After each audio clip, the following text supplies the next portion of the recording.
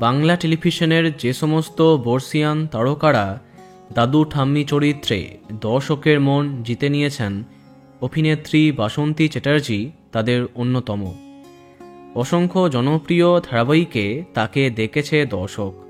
সম্প্রতি ওনাকে গীতা এলএলবিতে বেশ উল্লেখযোগ্য চরিত্রে কাজ করতে দেখছিল দর্শক।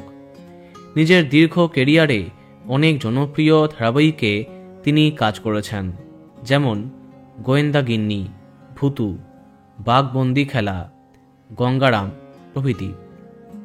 এছাড়া বাংলা ছবির স্বর্ণযুগে মহানায়কের সাথেও দাপিয়ে কাজ করেছেন, কিন্তু আজকের অবস্থা একদম ভিন্ন।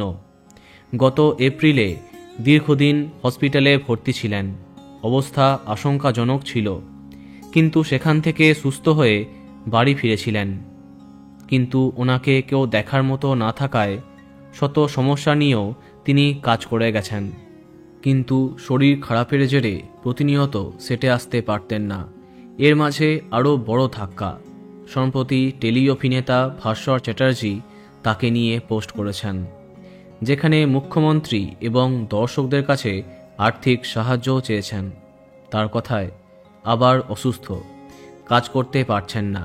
তার মাঝে বাড়িতে পড়ে গিয়ে পাঁজরের হাড় ভেঙেছে।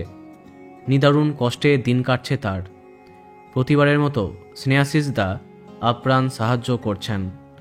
এছাড়াও সবার কাছে আবেদন করছি, যদি আপনারা আর্থিক সাহায্য কিছু পাঠান তাহলে ওনার খুব সুবিধা হতো।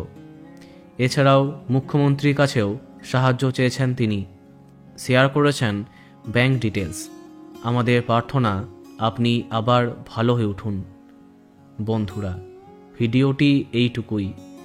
বাংলা বিনোদনের অন্যান্য আরও খবর পেতে সাবস্ক্রাইব কারেন্ট পজ। ধন্যবাদ।